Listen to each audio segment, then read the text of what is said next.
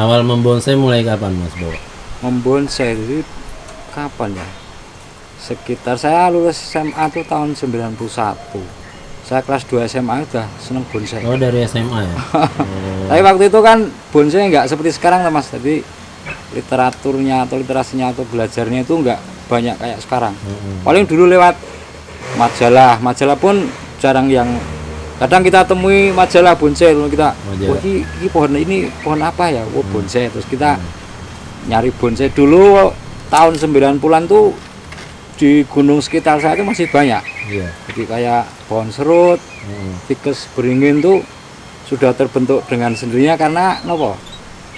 Orang cari pakan ternak itu kan membabati pohon itu toh, terus kemudian kerdil dengan sendirinya. Sehingga sudah menyerupai bentuk bonsai. Terus kita ambil, kita tanam di pot, akhirnya mati karena Gunung Kidul kan ya nggak ada air. Itu kita nyiramnya harus ambil dari telaga. Kemudian banyak yang mati. Lah kemudian dulu pernah ada pameran di Jogja yang di Jalan Kusumanagara itu saya awal mula lihat pohon bonsai yang sesungguhnya. Oh gitu. Kemudian kita tanya-tanya, kenal sama almarhum Pak Kris, sama Pak Koko itu, terus sama Pak Wisnu, kita belajar banyak dari diajari bonsai itu nanamnya seperti ini, bentuknya seperti ini. Kita belajar dari situ. Sampai sekarang meskipun sekarang juga belum jadi pebonsai, cuma senang bonsai. Berarti tahun berapa itu? 90-an, 91. Udah lama sebenarnya meskipun pohonnya nggak ada yang bagus seperti sekarang. Ini saya lihat kalau lihat lamanya nggak sesuai juga karena pohonnya nggak begitu banyak. Iya. Nah ini koleksinya sekarang yang banyak saya lihat tadi sancang ya. Sancang. Oh, iya. Ada alasannya kenapa? Ya kalau saya sancang itu kan mudah hidup ya. Mudah hidup. Kemudian spesiesnya memang asli di pantai di sini juga banyak. Oh yang wahong ya? Wahong, sancang banyak. Itu alasannya. Jadi kita nyari yang gampang aja. Jadi perawatannya juga gampang, tumbuhnya gampang dan sesuai dengan kondisi alamnya yang di sini. Kalau serut gitu kan relatif banyak kan Gunung Kidul sini. Banyak Pak, tapi sekarang sudah jarang karena memang pendongkel itu memang luar biasa. Oh iya. Semua pohon dari dongkel, tinggal jadi bahan kecil-kecil. Alternatifnya sancang karena budidayanya juga mudah. Ya. Betul. Nah untuk sancang ini Mas Bo, saya sendiri sudah kemarin sempat 2 tahunan ini nyobain sancang, akhirnya menyerah karena penyakitnya. Nah untuk Mas Bo sendiri gimana untuk sancang ini biasanya kendalanya di mana Mas Bo? Memang sancang ini gampang hidup ya, tapi biasanya penyakit yang gampang menyerang itu yang kutu putih itu ya. Kutu putih yang biasanya kalau di tempat yang lembab dia cepat sekali kutu itu. Ada yang nempel di batang yang gitu. Kemudian di batang kemudian mati ranting biasanya. Kalau saya memang di sini jauh dari toko pestisida dan sebagainya. Kita ngakali aja pakai, kalau masalah hama itu ya.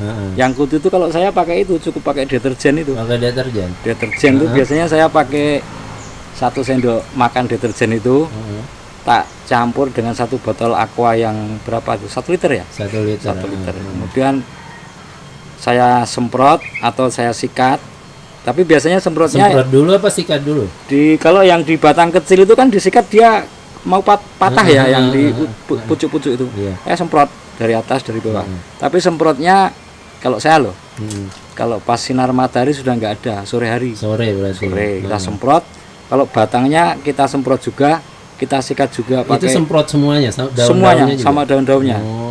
Nah, terus kemudian siangnya begitu terik. Besoknya maksudnya. Besoknya begitu terik itu kita sikat. Itu udah rontok, mati. Kalau saya simple. Terus rutin berarti itu. Biasanya kalau pas ada hamanya aja. Oh, pas ada hamanya aja. Yo kalau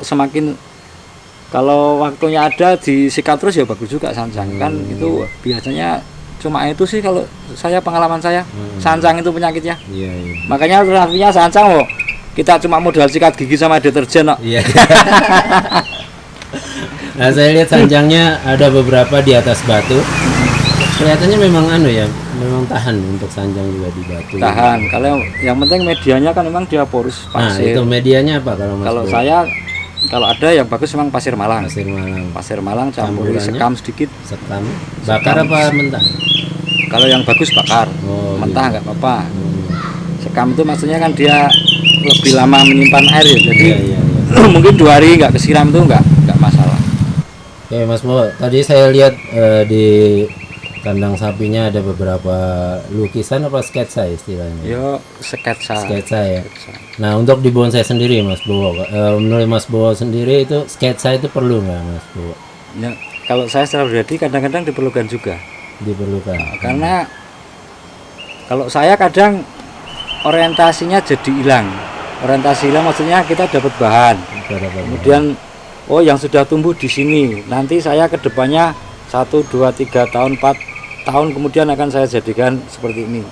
Dalam proses perjalanannya kan kemudian banyak yang ini konsepnya dulu yang mau saya pakai seperti apa ya. Oh iya. Kemudian coba saya sketch, saya simpen. Berarti ada kemungkinan nanti kita punya imajinasi akan membuat seperti apa bisa hilang di tengah jalan ya? Apa lupa di tengah jalan? Iya, Ya? karena saya agak amnesia juga lah.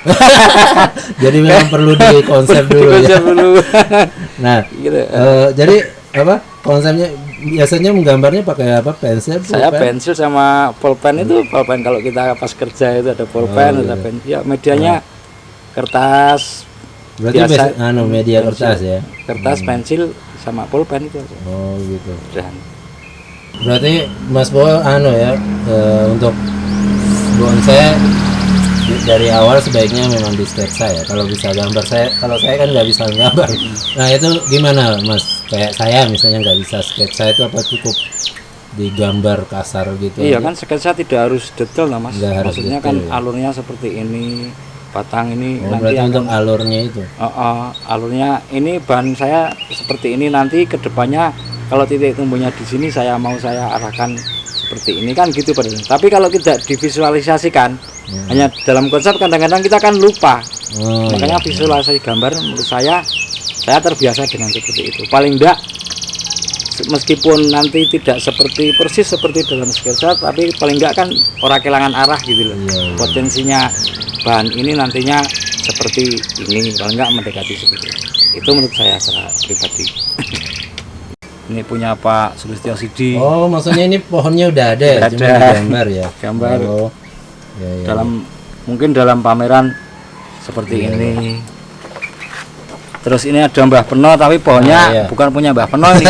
Pohon imajinasi. Ah, saya Ya. kenal beliau ini. Iya, ya. Oh, Mbak Beno. Itu kemudian ada ini Nah ini Pak siapa ini? Pak Wisnu ya. Pak Wisnu. Kemudian ada mana ya? Bonsai itu kan cantik ya mas. Iya. Ada yang cantik. Oh. Iya iya ada yang cantik. Ada yang cantik. Iya iya. Kalau ada teman di Facebook itu minta, Mas tolong di gambar ke sketsa ini mau kemana itu saya juga sering Oh gambar gitu saya ya. infokan. Teman-teman minta lewat Facebook gitu ya. Iya. Nah ini Mas Bo kan saya lihat di apa ada angkringan ya. Nah ini konsepnya gimana? Ada bonsai, ada angkringan. Awalnya gimana Mas Bo? Awalnya- Kenapa angkringan? Misalnya kenapa nggak rumah makan gitu? Iya, kalau saya melihatnya dulu lagi nih misalnya. Iya. Dulu itu kita sering ngobrol di angkring-angkring yang di pinggir jalan itu, Iya iya. ngobrol banyak hal, terutama bonsai. Mm-mm. Lah sering terjadi jam kita ngobrolnya kan malam kalau angkringan malam. Iya, Biasanya malam. kita masih pingin ngobrol jam 10, jam 11 malam itu dagangannya yang punya angkring udah habis. Udah habis. Tema kita masih baru angkat-angkatnya kan gitu.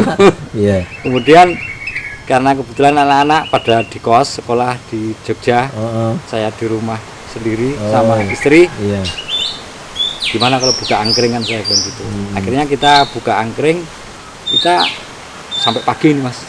Oh gitu. Jadi kita kalau ngobrol itu bisa sampai puas lah. Jadi kita Iya. konsep awalnya ya karena kita nggak ada tempat ngobrol untuk Mm-mm. bonsai dan sebagainya. Iya iya. Nah, di ini sini kan juga kandang sapi. Kenapa biasanya angkringan kan pakai gerobak itu Mas Bo?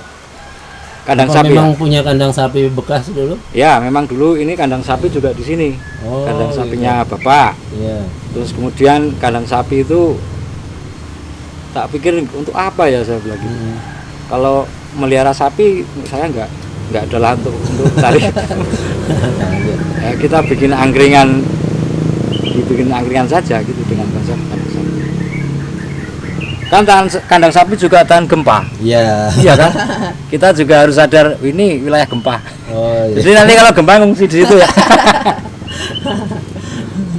Nah ini bonsainya memang sengaja dipasang untuk apa? Penghias atau anu ya Mas Bo? Ya pertama memang ya penghias. Yang kedua memang kalau banyak sering juga teman-teman bonsai itu sharing di sini. Oh sering datang ya. Sering berbagi tentang bagaimana membuat bonsai yang gitu. Meskipun kita juga baru belajar. Ini kan juga ini juga belajar bonsai. Iya. Kita belajar bareng-bareng. Iya. Dengan apa? Setelah kita mendapat pengalaman dari para tokoh-tokoh bonsai terkenal yang sudah ada, itu kita tangkap terus kemudian kita coba bagikan ke teman-teman di kampung sini yang senang bonsai dan baru mulai senang bonsai gitu. Nah ini angkringannya sendiri buka jam berapa biasanya? Saya dari jam 7 malam. Jam 7 malam sampai pagi ya? Sampai mereka pada pulang. Pulangnya jam berapa itu? Nah kesehariannya Mas Bo? Saya kebetulan ASN Mas. Apa itu? Ya kita kerja di pemerintah. Oh gitu ya, PNS ya? Ya PNS. Oh iya iya. Berarti ini malam ya angkringannya ya? Soalnya kalau siang saya nggak bisa buka angkring. Iya. Nah nanti kalau teman-teman mau kesini alamatnya mana Mas Bo? Ini Kalau ada namanya ya angkring kandang sapi. Angkring kandang sapi. Ada di Dusun Blimbing, Dusun Belimbing, Desa Giri Sekar, Kecamatan Panggang. Panggang. Ya. Kalau di Google Map rada canggih nih, di Google Map sudah ada. Sudah ada. Nyari angkringan kandang sapi gitu ya. Oh iya, saya biar agak rada modern sedikit. Iya. Oke mungkin gitu dulu Mas Bo, nanti kapan-kapan bisa kita lanjutkan lagi ngomongin bonsai. Mungkin sekalian kalau malam saya kesini pas angkringannya buka. Oke siap, saya tunggu. Terima kasih juga Mas Isnani.